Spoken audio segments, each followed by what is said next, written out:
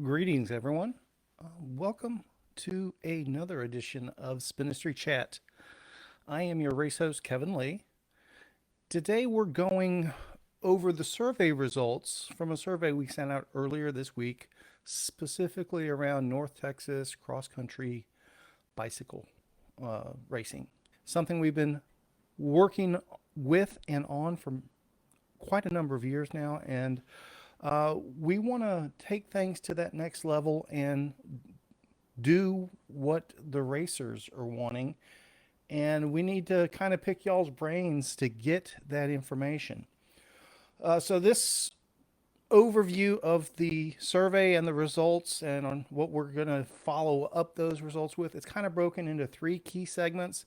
If you're just coming here just to get the results themselves, to get a sense of what the results, that's going to be the very front end. And the more in depth we go, the longer it takes. But let's kind of give you an outline of how we're going to segment this presentation at the moment. All right, so first is going to be a high level review of the results themselves. We expect that to take 10 minutes or less, not including this introduction. So maybe call it 15 minutes invested. And we're also going to give our quick takeaways, just the surface level stuff from each survey question and the results from those. Then the second segment will be some of our initial plans based on the feedback that we got from this survey, some directions we're going to go and think about going, and things that we think you guys are telling us that you want. We expect that segment to be just another 15 minutes or less. And we'll go into some specifics about some of these initial plans, but the plans themselves are very initial. A couple of pieces that are in place and some concepts we're working on and things we want. But it's going to take some time to put all those pieces together. We will go into a very specific Spinistry summer mountain bike project that we're going to tie together, and that we have a couple of pieces mostly put together. Hopefully they'll be nailed down by the end of this week. And then the third segment is going to be a data deep dive. Quite frankly, probably 93.75% of y'all will have no interest in this. If it is something you might be interested in, do prepare to strap in, because this will probably go for an extended period. There's no way it's going to be less than another 30 minutes. It could, quite frankly, take hours, because basically what I'm going to do, each of our survey questions, we left an open-ended comment or other segment. And then, so tied to each of those questions, there were comments for people that, the default answers didn't fit what they were looking for. And a lot of points are brought up that I appreciate that people that haven't been putting on events, or people that say, oh, it'd be cool if an event worked this way, sort of. I get that. And I think it's fair to those people that have those thoughts and those opinions and those questions for us to give an in-depth explanation of, if it's something we're just not going to do, I'll explain why. We don't go, oh, no, that's no way to do a mountain bike. That's not the intent. There's things that just, quite frankly, aren't feasible, for lack of a better term, and it's on a case by case basis. Sometimes maybe it's feasible at this trail but not at that trail. Maybe it's feasible this time of year but not that time. Different things. So we'll go in depth on that. The nuts and the bolts of it are this: if you're just here for the high level review of the results, probably the YouTube video format is just as good as anything. Follow along with the questions, see the bar charts, and so forth. If you're going any deeper than that, you might want to plug it in on a podcast version or just listen to the YouTube audio. We will upload things both ways. Without further ado, we'll go ahead and dive into the survey itself and the high level survey results. All right, so this is the survey itself. I think it was 5 questions. We tried to keep it as brief as possible, less than 2 minutes for people to fill it out. And it was one of those things, we had a very high completion rate. Basically, everyone who started it completed it. To me, that says we did a pretty good job of keeping it tight and relevant. So what I'm going to do is I'm going to go over each of those questions and just the initial responses, and when appropriate, and this first question is a good example, just a little bit more elaboration on how we're choosing to look at some of these results. Different people are welcome to take it different ways, and we appreciate your comments too. Feel free to chime in if we're misinterpreting things. Okay, so question one, when was the last time you raced cross country? And I do want to bring this up before I go any further. This survey is specifically for cross country racing. We're not saying that's the only way to go mountain bike racing. We're trying to keep the survey limited to a very specific niche. We will be doing other surveys for other disciplines and other areas down the road as well. All right, so when was the last time that you actually raced XC? Very large group, 52% plus in the past week. We had the River Raid mountain bike race that we put on at River Legacy, and DFW Summer Series kicked in last Thursday as well. So it's not surprising to see a lot of respondents that have raced within the past week. The next option was more than a week ago, but less than a month. And the next was more than a month ago. And I think it said, but less than 6 months. I think it might be truncating it. And then within the past 6 months, and then there was an other. So obviously, if you haven't raced within the past 6 months, we expected that you clicked other or made a comment in there. And this is a good example of how we want to show some quick analysis of the data, and don't be thrown off by just what the bar chart tells you. The bar chart says, hey, almost everybody, or at least the biggest chunk of people, are current racers. They've raced within the past week. That's who we should be talking to. As an example, to kind of point that out, we had over 150 responses, and basically 60 of them were in the past week. So that is a big chunk. It's a substantial chunk. The reality is there were 41 people that were outside of this 6 months period, and then another 23 people that were, 6 months or less, but more than a month. The reality is that the majority of the people that responded to the survey anyway, that are interested in racing, they haven't raced in quite a while.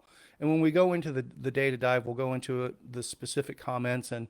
But just to give a flavor of that, there was a very large segment of this population of these greater than 6 month respondents. They haven't raced since COVID kicked in. So there's a lot of people that have not been racing for a while.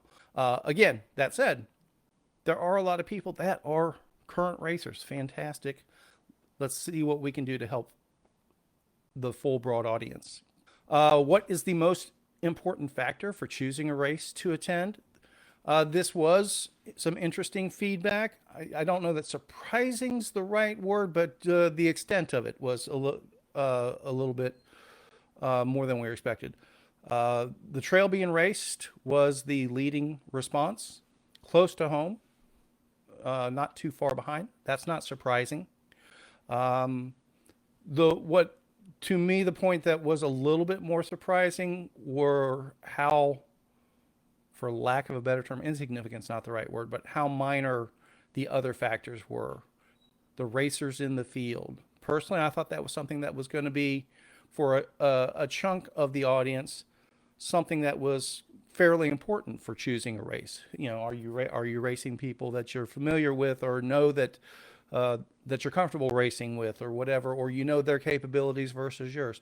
That doesn't seem, at least from this feedback, to be a major consideration. The entry fee, I don't want to diminish it because we have a more detailed question around entry fee. It's not the number one priority. And awards, not surprising to me that it wasn't a major factor. How less than major it was a little surprising to me. Then going back to who you're racing against, question 3, who is your preferred racing competition? First and most important response was people who race essentially at the same skill level. as the person that responded. That makes a lot of sense. We know for a fact that people like racing side by side with people of comparable ability. Uh, Racing people of the same age, it was the next highest factor, but frankly, not as much of an influence as I was expecting from people. We'll go in depth on how we're going to accommodate these. This was a bit surprising as well. Racing people of the same gender was a very, very minor consideration. That's one of those I would like to somewhere down the road get a little bit more in depth on that. We think we have some pretty cool solutions that make all of these pieces come together. And then this one's we'll really go into this in the data deep dive. People on the same type of bicycle. Uh, Obviously less than 10%, same type of bicycle, fat bike, single speed, or whatever. As a promoter, that's something that has been an ongoing struggle, for lack of a better term. Is we always have people that are, hey, you need a fat bike category, or hey, you need a single speed category, or hey, you need a single speed category for 50 and over, or you need a fat bike category that's just women. Or just the reality is, you start chunking it down that small. There's just not a lot of racers in that pool. Again, in the data deep dive, we'll talk about that more. We're not against racing on certain hardware with other people on the same hardware. We just want to make sure that it doesn't prevent everyone else from racing the way they want to. So that's something we're going to dig into a little bit further. This was a hugely important one to us from a promoter standpoint. Uh, I mean, Spinistry, we're all about long, hard, and dirty. We've always been endurance focused. Back in the day, when Sean McAfee and myself were working on Lone Star XC races, that was more of a traditional XC format. So I'm not against a traditional format that's not endurance oriented. It's just as Spinistry we've kind of always leaned towards the endurance format when we do our mountain bike events. And the feedback from this was, it's not surprising, but it does kind of reinforce that this is probably something that if we're going to move forward and help grow mountain bike racing in North Texas again, we probably need to not get rid of our endurance events, but we probably need to throw into the mix some more traditional racing durations, racing formats. And the sweet spot, quite frankly, seems to be combining these two data points. And that's that when we go into our interpretations of the data, this is really what it looks like. It's like you take the two data points that give you the biggest segment where those two data points are close together, and that really tells you who the audience is, who you need to accommodate. We don't think it's appropriate for us to tell everyone else how they should be racing. It's more appropriate for us to meet the needs of the racers and what they're looking for. And so 39% plus 27%, I don't know what's the math on that. That's 59, 60, two thirds of the racers want to be between 1 and 3 hours is what it boils down to. There's some outliers, but it's a pretty good chunk, well over a quarter, creeping up to a third, like the longer races, endurance format. So it makes sense to still include endurance formats. The 60 minutes or less racers, quite frankly, that's a small chunk. That's like almost as small as the people that were wanting just fat bike or just single speed racers and things like that. So it doesn't make a lot of sense to build a whole race around that small piece of the population, but it also doesn't mean that you ignore them. So it just means you need to get creative to incorporate everybody as much as possible. This one was really important as well from a promoter standpoint. This is one, be perfectly honest, we've been chasing our tail on this for years trying to find the right combination of things. It's going to really tie to the next, what I think is the next question from my memory. But the nuts and the bolts of it are this. Yes, XC racers should get awards of some sort. We broke it down into categories. Hey, cash payouts, is that more important? Or are trophies more important? Medals more important? Or is it more important for everybody to get something? So glory and honor for the people that, win the races, the top finishers, and then everybody gets food and drink, or glory and honor, and then everybody gets a t-shirt or a nice giveaway or something like that.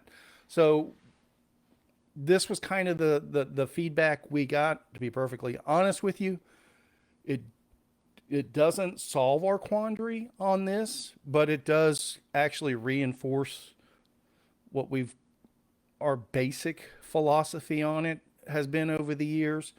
We want to try to, everybody that shows up, we want them to get something out of the race, more than just paying your entry fee and go out there and turn laps on the mountain bike trail. Going back to the stuff we do on the gravel side, we always have fun with the after parties and people gathering and hanging out together afterwards, drinking cold drinks, drinking cold beers when it's appropriate, having a good meal if the number of attendees and the income justifies it, at least some snacks to get everybody recharged, sort of thing.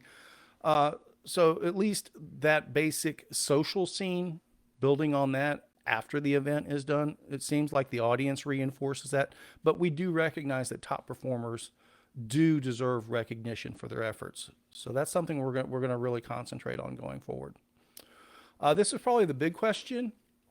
What is a reasonable entry fee for a well-organized race with appropriate field for you to race against? Yeah, a lot of qualifiers in there.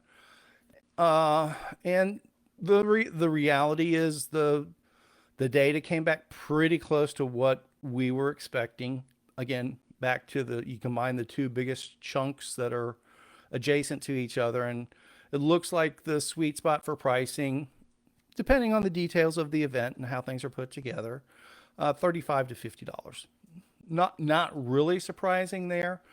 To be perfectly honest with you, when we first put the survey out, it was very heavy on the $35 or less with our first few $20 entries. Just a snapshot response, and this isn't greed here, because the reality is we rarely make money on mountain bike racing over the course of a year. When we go into the data dive, we'll talk about those details. The basic issue is in North Texas mountain bike racing, you basically have about a 50-50 shot of any mountain bike race happening on the weekend it's originally scheduled for. We always do make up that date. We've always made sure people that paid their entry fee get a race in, and if they're able to make the race on the rescheduled date, that's fantastic, or we'll apply it to another event that does fit into their schedule if they can't make a makeup date. Ultimately, what that means, though, is with that 50-50 shot at best, the revenue generated from a single mountain bike race is actually spread over 2 working weeks for us, for lack of a better term. That's an oversimplification. If a race gets rained out or the trail's not open, we have to move it to another weekend. So we're basically splitting the revenue from that race across 2 weekends when we could have had 2 separate events if weather weren't so much of a factor. So it basically cuts our income in half to do mountain bike racing. That's not a complaint. That's just a surface level overview of what we're up against with those. So the nuts and the bolts, going back to where that kind of started, $35 races, unless it's just super bare bones, go out there and collect some times, and maybe if we can get some swag from a sponsor to give out, that's about all that a $35 entry will cover, to be perfectly honest. We'll go in depth in the data dive. We'll even show some cost breakdowns for people that might be interested in putting on their own events, or how, the in and out of it. And then we had the open question 7. Please share any comments you have below. That's definitely going to be part of the deep dive. We had 70 people that had input just on the generic, hey, tell us your thoughts. So that's going to be the data deep dive there. Outside of that, we'll go ahead and we'll move into how we're going to take some of these survey findings and start moving forward with North Texas mountain bike racing.